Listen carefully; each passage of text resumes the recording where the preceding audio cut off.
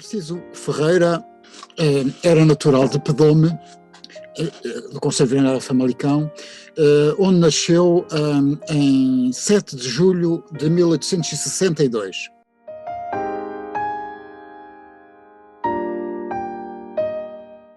No seio de uma família de pequenos agricultores, que eram feitores de um casal agrícola.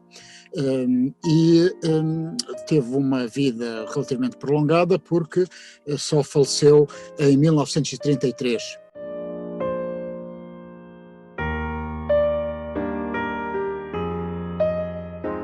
Narciso Ferreira perdeu o pai bastante jovem ainda e, como era compreensível numa família com as características da família em que ele, da sua própria família, ele experimentou uma série de dificuldades económicas, o que, como era vulgar e acontecia em muitas famílias, fez com que ele começasse a trabalhar ainda bastante jovem.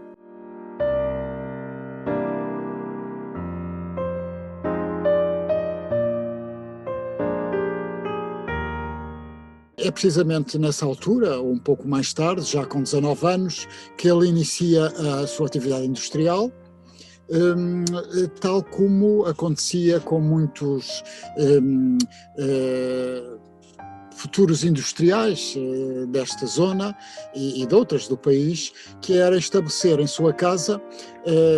2 ou 3 teares e assim começar uma atividade industrial.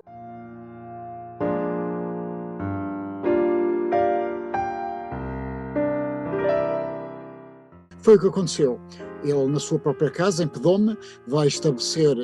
2 teares e, ao mesmo tempo, também como era vulgar,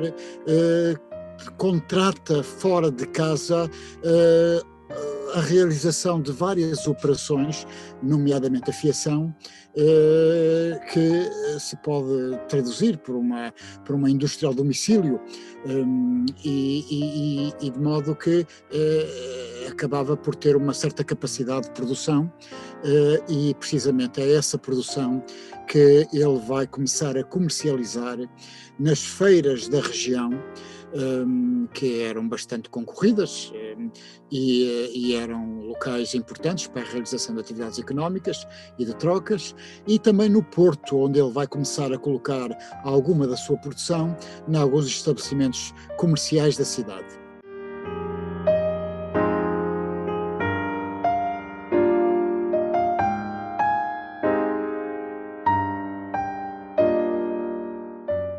Pouco tempo depois, ele casa com uma senhora chamada Eva Rosa de Oliveira, e vai se transferir para Ribadave, precisamente estabelecendo aí a família. E é em Ribadave que, em 1890, ele é um tanto ou quanto surpreendente, porque é uma iniciativa muito pioneira. Ele vai estabelecer um pequeno aproveitamento hidráulico no Rio Ave, que vai começar a proporcionar energia para acionar uma pequena fábrica que vai instalar ali mesmo, não é?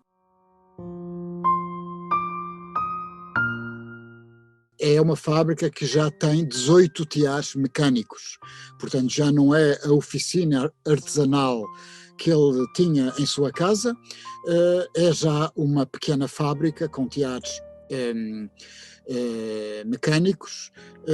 e que já são, enfim, um número relativamente considerável para o tipo de oficinas que existiam nesta época na região da Bacia do Ave.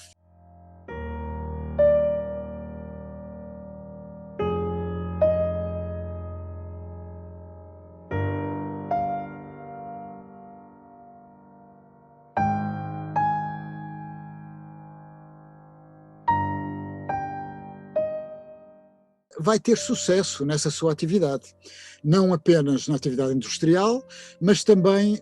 na sua atividade comercial, comercializando os produtos da sua fábrica. E ao mesmo tempo vai, que é um aspecto importante, vai adquirindo uma rede de relações, nomeadamente de fornecedores, mas também de outras pessoas que o conhece por intermédio das suas atividades, alargando o seu círculo de conhecimentos, nomeadamente junto de personalidades com algum peso, nomeadamente na cidade do Porto.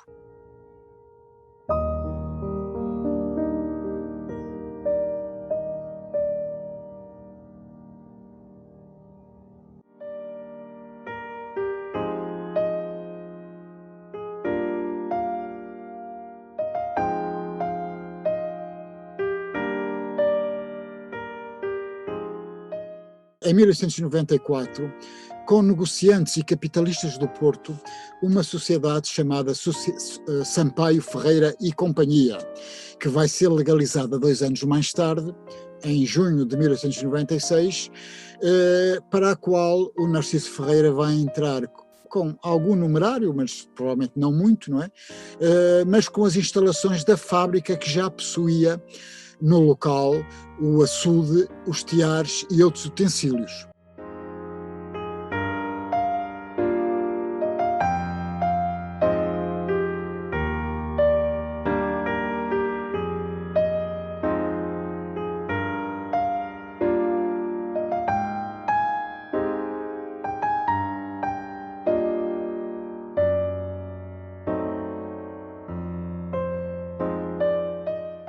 Esta sociedade vai contar com 2 personalidades importantes, aliás, relacionadas familiarmente entre si, que é o José Augusto Dias, que não aparece o seu nome nessa sociedade, mas que era proprietário de uma casa bancária que já existia há uma década no Porto, e que vai ainda durar algum tempo, até 1938, que foi uma casa bancária com algum peso, e que foi fundamental também para o financiamento das atividades industriais que agora a nova sociedade vai desencadear.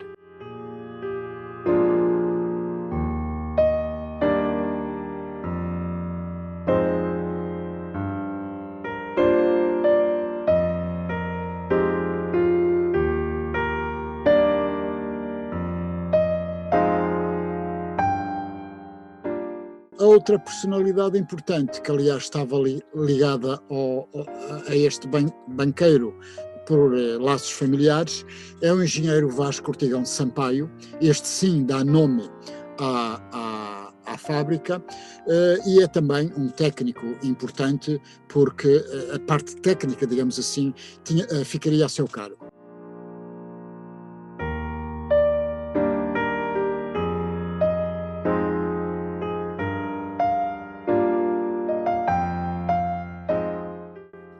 Ora, esta fábrica, de facto, vai desempenhar um papel importante na criação do Império Têxtil de Narciso Ferreira. Vai funcionar como uma espécie de escola de formação e vai ser indispensável para a criação de outras unidades que ele vai, nas quais ele vai participar, nomeadamente em 1905, na freguesia de Bairro, a empresa Têxtil Elétrica, e em 1909, em Ribadave, um pouco mais acima da fábrica-mãe, a Oliveira e Ferreira, que foram sociedades que ele constituiu já com os seus filhos. E de modo que são fábricas importantes, de grande dimensão. A Têxtil Elétrica é a primeira fábrica a introduzir a energia elétrica, daí até o seu próprio nome, e de modo que são, por assim dizer, os 3 pilares do império que o Narciso Ferreira vai constituir nesta região. Mas não apenas este império não tem outras ramificações, nomeadamente no setor agrícola, onde ele vai adquirir em 1909 a Quinta de Minde, em Lordelo, uma vasta propriedade onde vai instalar a empresa florestal de Minde, plantando centenas de milhares de eucaliptos, e talvez o aspecto mais inovador da atividade empresarial do Narciso Ferreira seja a sua ligação ao setor elétrico, no qual ele vai desempenhar, aqui com o seu filho Delfim Ferreira, vai criar uma empresa que é a Companhia Hidroelétrica do Varosa, uma sociedade anónima que tinha sido fundada em 1906 e que era concessionária do aproveitamento do rio Varosa, que era um afluente da margem esquerda do Douro, e que ele vai dotar com uma nova central hidroelétrica do Chocalho, que entra em funcionamento em 1925.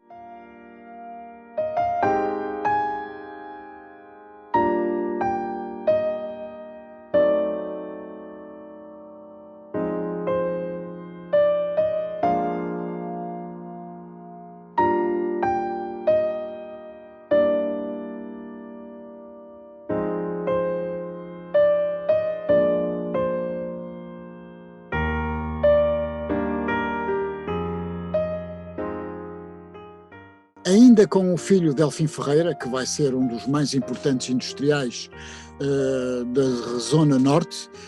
na primeira metade do século XX, e vai ser uma figura enfim, de dimensão nacional, digamos assim. Ele vai criar, em 1918, com o seu filho Delfim Ferreira, a hidroelétrica do Hermal, no rio Ave. E em 1928 vai instalar em Caniços uma central termoelétrica de apoio e de reserva. E de modo que isto, enfim, já próximo do final da vida do Narciso Ferreira, mas ele mesmo assim vai desempenhar uma série de cargos importantes. Foi presidente da Câmara Municipal de Famalicão, foi presidente da Associação Comercial e Industrial de Famalicão, e obteve várias condecorações, como o grau de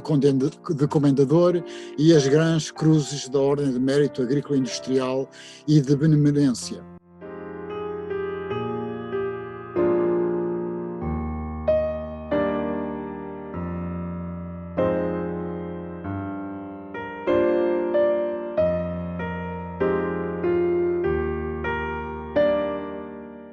Durante toda a atividade industrial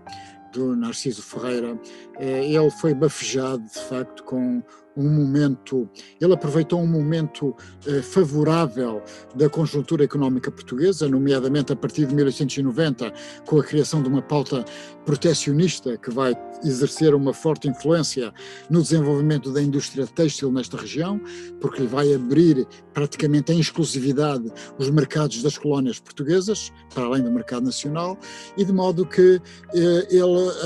vai conseguir, as suas empresas vão gerar enormes lucros, que lhe vão permitir desenvolver uma atividade de caráter filantrópico, imbuída de um certo espírito paternalista, que aliás era comum, acima de tudo em prol de Ribadave, que aliás ele quis que viesse a constituir um concelho autónomo, com parte de territórios dos concelhos limítrofes, um objetivo que não conseguiu concretizar, mas independentemente disso ele vai dotar Ribadave de um conjunto de vários equipamentos, nos quais se incluía um hospital, vários bairros operários, uma escola primária, o edifício do CTT, o quartel da GNR e o teatro, que em 1945 passaram a integrar o património de uma fundação a que os filhos atribuíram o seu nome.